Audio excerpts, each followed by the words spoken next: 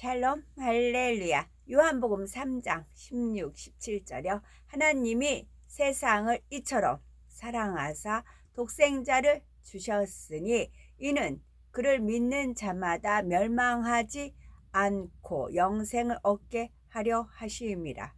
하나님이 그 아들을 세상에 보내신 것은 세상을 심판하려 하심이 아니요 그로 말미암아 세상이 구원을 받게 하려 하심이라. 아멘.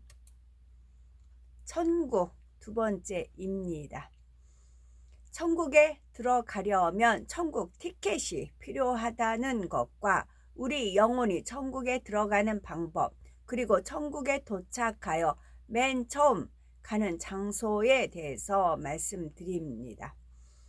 해외 여행지에 대해 여러 사람이 설명을 들어도 여행 계획의 유무에 따라 듣는 태도와 마음이 달라지는 것을 볼 수 있습니다.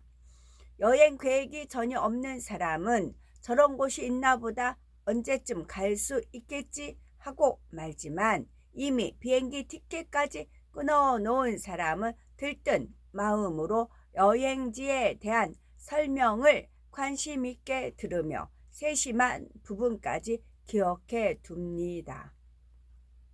이처럼 천국에 가기 원하는 사람이라면 천국 설교를 사모함으로 듣게 될 것입니다. 그러면 우리가 어떻게 해야 천국 티켓을 얻을 수 있을까요? 바로 천국의 주인이 되시는 하나님께서 그분의 자녀들에게 주시는 것입니다. 그래서 천국에 가려면 가장 먼저 독생자 예수 그리스도를 믿음으로 영접해야 하지요. 로마서 10장 9절에서 10절에 네가 만일 네 입으로 예수를 주로 시인하며 또 하나님께서 그를 죽은 자 가운데서 살리신 것을 네 마음에 믿으면 구원을 얻으리니 사람이 마음으로 믿어 의에 이르고 입으로 시인하여 구원에 이르느니라 말씀했습니다. 우리가 예수님께서 구세주이심을 입술로 시인하고 부활하신 것을 마음에 믿는다는 것은 십자가의 섭리와 부활의 능력을 믿는 것입니다. 그 죄로 인해 지옥에 떨어져 세세토록 사망의 형벌을 받아야 하는 자신을 구원하기 위해 예수님께서 대신 십자가에 달려 죽으셨고 모든 죄를 대속하기 위해 보혈을 흘려주셨다는 사실을 믿는 것이지요. 이러한 사실이 진정 마음에서 믿어지면 자신이 지었던 죄들이 낱낱이 떠오르며 통해 자복하게 되고 자신을 위해 대신 고난당하신 주님의 사랑에 감사하여 이제는 말씀대로 빛 가운데 살겠노라는 회개의 기도가 나옵니다. 그 기도를 받으신 하나님께서 예수님의 보혈로 모든 죄를 깨끗이 씻어 주시고 성령을 선물로 주시는 것입니다. 이처럼 성령으로 거듭난 하나님의 자녀가 되어야 하나님을 아버지라 부를 수 있고 그 이름이 생명책에 기록됩니다. 그런데 생명책에 이름이 기록되었다 해도 성령이 소멸되어 이름이 흐려지는 경우도 있습니다. 이에 해당하는 일은 크게 세 가지로 구분되는데 첫째로 성령, 회방, 거역, 모독이며 둘째는 진리를 알면서도 짐짓, 죄를 범하고 타락하여 하나님의 아들을 다시 십자가에 못 박아 현저히 욕을 보인 경우, 셋째로 현저한 육체의 일을 행한 경우입니다. 우리가 천국에 가려면 이러한 죄만은 결코 지어서는 안 됩니다. 사람은 영과 혼과 육으로 되어 있는데 하나님께서 우리를 부르시면 거하던 육의 몸에서 영혼이 빠져나오게 됩니다. 이때 자기 자신을 인식하는 것은 영혼이지 몸이 아니므로 영혼이 빠져나왔을 때 자기와 똑같은 모습의 몸이 앞에 있는 것을 보며 깜짝 놀라 당황하기도 합니다. 설령 말씀을 들어서 이 사실을 알고 있다 해도 막상 몸을 빠져나온 영혼은 새로운 차원의 세계에 적응하기까지 모든 것이 새롭고 이상하게 느껴지는 것이지요. 그래서 사랑의 하나님께서는 구원받은 영혼이 당황하지 않고 천국까지 무사히 올 수 있도록 두 천사를 미리 보내 대기시키십니다. 임종시 천사가 보인다고 간증하는 경우가 바로 이런 이유에서이지요. 요한복음 20장 12절 흰 옷 입은 두 천사가 예수의 시체 누이었던 곳에 하나는 머리편에 하나는 발편에 앉았더라 했고 누가복음 16장 22절에도 천사들에게 받들려 아브라함의 품에 들어가고 하여 천사가 한 명이 아님을 알 수 있습니다. 이처럼 하나님께서는 두 천사를 대기시키셨다가 구원받은 성도의 영혼이 몸에서 빠져나오면 양쪽에서 호위하여 천국까지 인도하게 하시는 것입니다. 이때 구원받은 영혼이 곧바로 천국에 들어가는 것은 아닙니다. 천사의 인도를 받아 맨 처음으로 가는 곳은 천국의 대기 장소로서 이곳에서 영의 세계에 대한 적응력을 키우게 됩니다.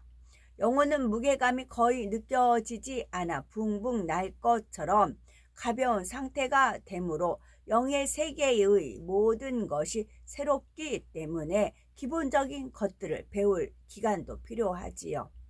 이러한 천국의 대기 장소는 주님께서 부활 승천하시기 이전과 이후가 다릅니다. 주님께서 부활 승천하시기 이전엔 음부라는 곳의 일부가 천국의 대기 장소였습니다. 창세기 37장 35절에 야곱이 내가 슬퍼하며 음부에 내려 아들에게로 가리라 했고 욥기 7장 9절에 욥은 구름이 사라져 없어짐 같이 음부로 내려가는 자는 다시 올라오지 못할 것이오니 라고 고백한 것을 통해 알 수 있지요.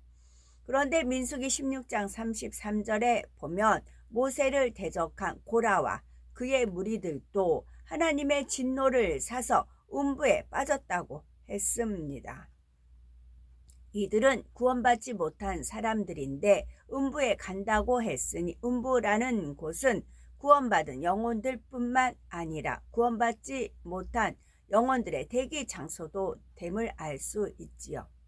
누가복음 16장에는 한 부자와 거지 나사로가 죽었는데 부자는 음부의 불꽃 가운데서 고통을 받는 반면 나사로는 아브라함의 품에 안겼고 이 둘 사이에는 큰 구렁이 끼어 있어 왕래할 수 없다고 했습니다. 따라서 사람이 죽으면 그 영혼이 음부에 가게 되는데 음부에는 구원받은 영혼이 거하는 장소와 구원받지 못한 영혼이 거하는 장소로 구분되어 있지요.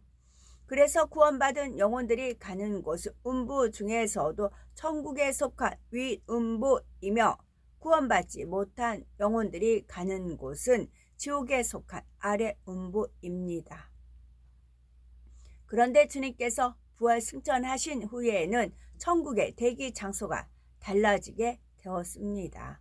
요한복음 14장 2절에 예수님께서 내가 너희를 위하여 처소를 예비하러 가노니 하신 대로 부활 승천하신 후 천국에 각 사람의 처소가 지어지고 있기 때문입니다.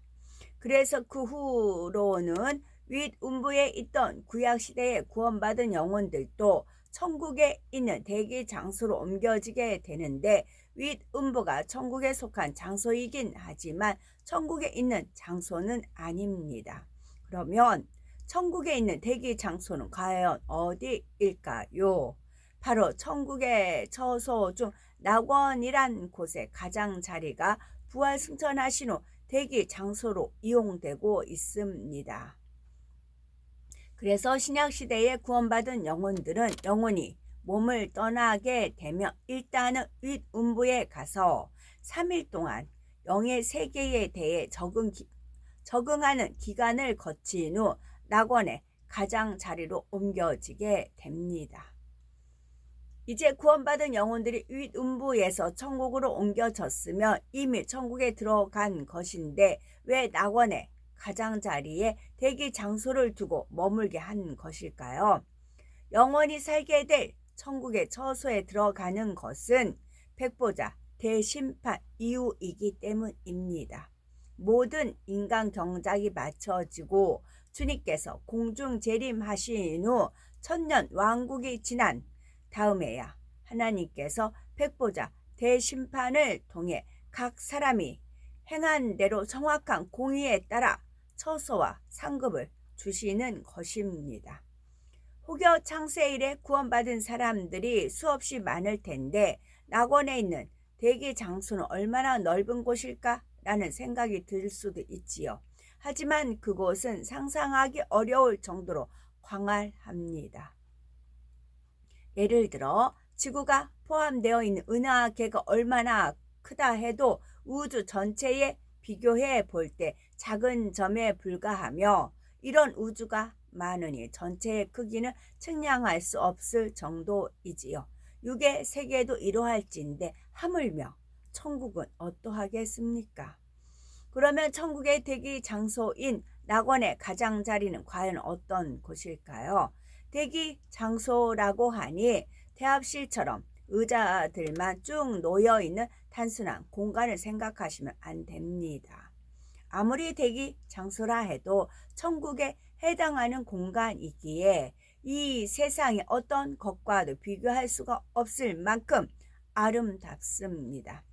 일부 소개를 한다면 끝없이 펼쳐진 초원에 아름다운 꽃들이 만발해 있고 벌레나 오물은 없으며 어디든 마음 놓고 앉아도 누워도 됩니다. 또 오랫동안 풀밭에 있어도 얼굴이 탈까 염려하지 않아도 되고 덥거나 춥지도 않은 딱 알맞은 기온입니다. 산들산들 불어오는 바람결에 그윽한 꽃향기와 아름다운 새소리가 묻어와서 그 공간에 있는 자체만으로도 너무 행복한 마음이 들지요.